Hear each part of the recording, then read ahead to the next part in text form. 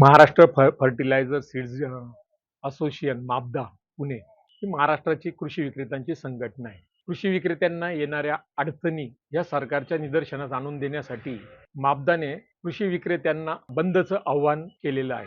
महाराष्ट्रातले सर्वच विक्रेते गाव पातळीपासून जिल्हा पातळीवर राज्य पातळीवर सगळ्यांनीच बंद पाळलेला आहे. सगळ्यात महत्त्वाचा मुद्दा याच्यात मी आपल्या चॅनलच्या माध्यमातून मी आपणास नमूद करतो, आमचा प्रशासनाशी संघर्ष नाही आमचा.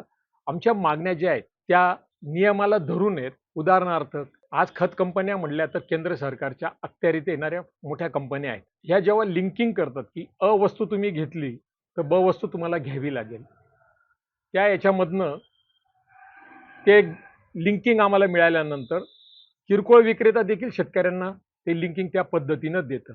आमचा त्यावर आक्षेप आहे.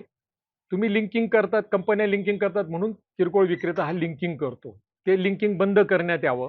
दुसरा मुद्दा कापसाच्या बियाण्याचं गेल्या 5-7 वर्षापासून शेजारच्या राज्यामधून मोठ्या प्रमाणात एस-टी-बी-टी मोठ्या प्रमाणात येतंय.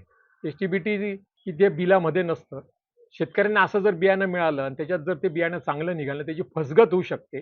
तसेच किरकोळ विक्रेत्यांचा आज त्याच्यामध्ये खूप मोठा तोटा होतोय. कारण की अशा अवैध ज्या गोष्टी व्यवसायामध्ये बियाण्याच्या माध्यमातून येत आहे, उद्या शेतकऱ्याची फसगत होण्याची देखील संभव असतो. ते बंद करण्यात यावं अशी मागणी आमच्या महाराष्ट्र असोसिएशनची आहे.